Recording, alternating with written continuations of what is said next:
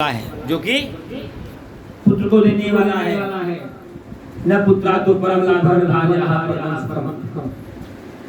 लीलावती बहुत प्रसन्न होती है। बेटा होना अच्छा है लेकिन बेटी हो जाने से भी कलंक मिट जाता है। इसलिए कभी बेटा और बेटी में अंतर नहीं करना चाहिए। बनिया की बनिया ने कहा कि इसको करना चाहिए। स्वामी आपको बेटा और बेटी में अंतर नहीं करना चाहिए। सब नमकीन की दूध सी होती है बेटियां, सब नमकीन की बूंद सी होती है बेटियां। हीरा है अगर बेटा तो मोती है बेटियां। बेटा बड़ा होकर के एक कुल की लाज बचाएगा, दो कुलों की लाज बचाती है बेटी। बेटा और बेटी नहीं करना चाहिए। बनिया की बनिया ने कहा कि स्वामी करना चाहिए। बनिया चलाक था। बनिया ने पत्नी से कहा कि धन बड़े बड़े कमाया जाता है, इसका तुझको ज्ञान नहीं है। अभी धन खर्चने का काम नहीं है। जब हमारे घर में भगवान भगवान से संतान जन्म लेगी तो हम भगवान सत्यनारायण की पूजा करेंगे। ऐसे बनिया संकल्प ले लेता है, बात को टाल देता है। पतिव्रता स्त्री धर्मपरायण हुई। 10 महीने बाद उनके घर में कन्या पैदा हुई जो लक्ष्मी स्वरूपा थी। कला पढ़ने लगी। पंडितों ने नामकरण किया, कलावती नाम रखा गया। क्या नाम रखा गया? कलावती। मीठे वचनों में लीलावती ने कहा, हे स्वामी आपने कहा था जब हमारे घर संतान जन्म लेगी तब हम भगवान सत्यनारायण की पूजा करेंगे। बनिया ने कहा कि हमने तो बड़े चक्के में बहुत खर्चा कर दिया। हमारे नाम रिश्तेदार भी सब चले गए। अब हम जब बिटिया का विवाह करेंगे तब धूमधाम से भगवान की पूजा करेंगे। इसमें सब लोग इकट्ठा होंगे। बनिया ऐसी बात को टाल देता है। व्यापार करने के लिए निकल जाता है बनिया। थोड़े दिन में कलावती शादी हो जाती है। बेटियां जल्दी बड़ी हो जाती हैं। इसका बोध नहीं हो पाता माँ बाप को। बनिया व्यापार से निवृत्त हुआ, अपने घर आया। सहेलियों के साथ अपनी बिटिया को देखा कलावती को। बनिया विचार करता है कि बेटी विवाह के योग्य हो गई, इसका विवाह कर देना चाहिए। दूतों को ब्राह्मणों को बोला कोई शिष्ट बालक बेचारी जो पढ़ा लिखा हो शिक्षित हो जाती भाई दरिद्र न हो। रीति रिवाज के साथ बनिया अपनी बेटी का विवाह कंचन नगर के वैश्य बालक के साथ संपन्न कर देता है। भाग्य पर जो भगवान की पूजा है विवाह के समय भी करना भूल जाता है। भगवान रुष्ट हो जाते हैं कि देखो इस बनिया का इसने कहा जब हमारे घर संतान जन्म लेगी तब हम आपकी पूजा करेंगे। संतान ने जन्म लिया तो कहा कि विवाह के समय करेंगे और विवाह में इसको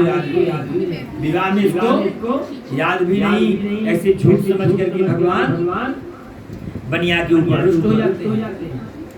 और बनिया जो है बिटिया का विवाह करने के बाद विचार करता है कि मुझको क्या करना चाहिए।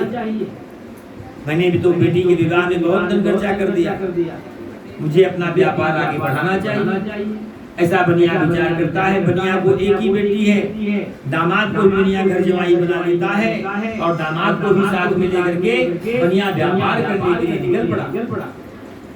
रत्नसारपुर नामक शहर जाता है बनिया, जो भी कलकत्ता के नाम से जानते हैं। राजा चंद्रकेतु के राज्य में बनिया व्यापारी का कार्य। बनिया को भगवान ने श्राप दिया, जा तुझको कठिन से कठिन जो प्राप्त होगा, जो तू विफलता कर रहा है उसका तुझको दंड मिलेगा। भगवान भगवाया से जहाँ बनिया व्यापारी का कर्म कर रहा था, 2 मायावी चोर राजा का खजाने का धन चुरा करके बनिया की नाव में बिठा करके गायब हो गए। दूतों ने देखा कि पहरे में चोरी हो गई। दूतों ने क्या देखा कि पहरे में चोरी हो गई। धन को ढूंढते बनिया के पास पहुंचे। बनिया की नौका में राजा का खजाने का धन देखा। बनिया को चोर समझ बैठे। ले जाकर के बनिया को बंदी खाने में डाल देते हैं और राजा से कहते हैं कि 2 चोर पकड़ करके लाए। ये 2 चोर पकड़ करके लाए हैं। बनिया रोने लगता है कि हम चोर नहीं है, हम व्यापारी हैं। हमको नहीं मालूम कि धन हमारे पास कैसे आया। राजा ने कहा कि चोर नहीं कहता कि मैं चोर हूँ, माल तेरे पास बरामद है, माल तेरे पास बरामद है। ऐसा कर करके राजा बनिया का भी सारा धन छीन लेता है, उसे बंदी खाने में डाल देता है। बनिया के घर में भी बहुत कष्ट होता है। उनकी पत्नी को, उनकी बिटिया को थोड़ा बुखार खांसी आदि व्याधि लग जाती है, घर में चोरी हो जाती है, अन्न की चिंता में कलावती लीलावती भिक्षा मांगने लगती है। सुंदरकांड की चौपाई बताती है कि राम विमुख संपत्ति प्रभुताई जाई पाई बिनु पाई सजल मूल जिन सरितन नाही बरस गए तब ही सुखाई। भगवान श्री राम को करके लक्ष्मी भी चली जाती है बनिया के घर से, बनिया के घर के ये सब कष्ट होता है। उनकी पत्नी को उनकी बिटिया को थोड़ा बुखार खांसी आदि व्याधि लग जाती है, घर में चोरी हो जाती है, अन्न की चिंता में भिक्षा मांगती। एक दिन कलावती भिक्षा मांगने जाती है, यहाँ भगवान की कथा हो रही थी। सबने कलावती से कहा कि कथा सुन लो, प्रसाद लेकर के जाओ।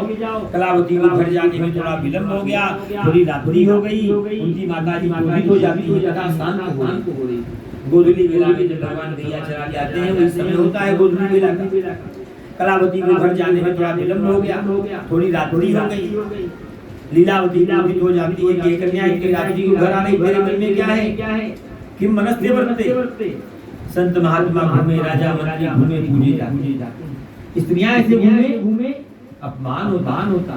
कलावती ने कहा कि हे माता, सत्य कह रही हूँ, भिक्षा मांगने गई थी, जहाँ मैंने भगवान की कथा सुनी है, जिसके करने से दुख छूट जाता है, जिसके करने से दुख छूट जाता है, पिता इत्यादि घर आ जाए करना चाहिए। लीलावती को अमृत याद आया, जो उसके बाप ने संकल्प लेकर के नहीं किया।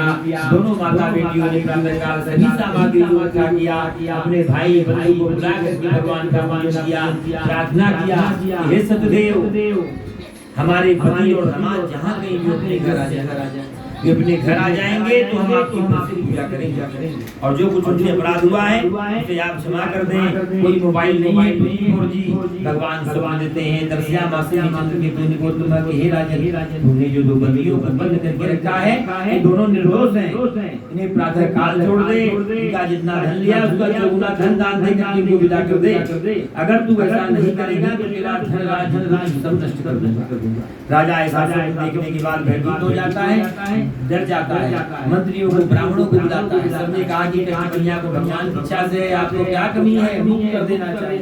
तुरंत राजा कन्या को बंदी खाने से मुक्त करवाता है, चौगुना धन दान करता है, वस्त्र दान करता है, आभूषण दान करता है। और बनिया डरता है कि क्या होने वाला। राजा ने कहा भगवान की इच्छा से ऐसा करके चौगुना धन दान देकर के राजा बनिया को विदा करता है। बनिया अपने लेने का प्रस्थान करते हैं। हरे वाकटे श्री सत्यनारायण आयाम तृतीय अध्याय बोले श्री सत्यनारायण भगवान की जय। हरे नमः, हरे नमः, हरे नमः।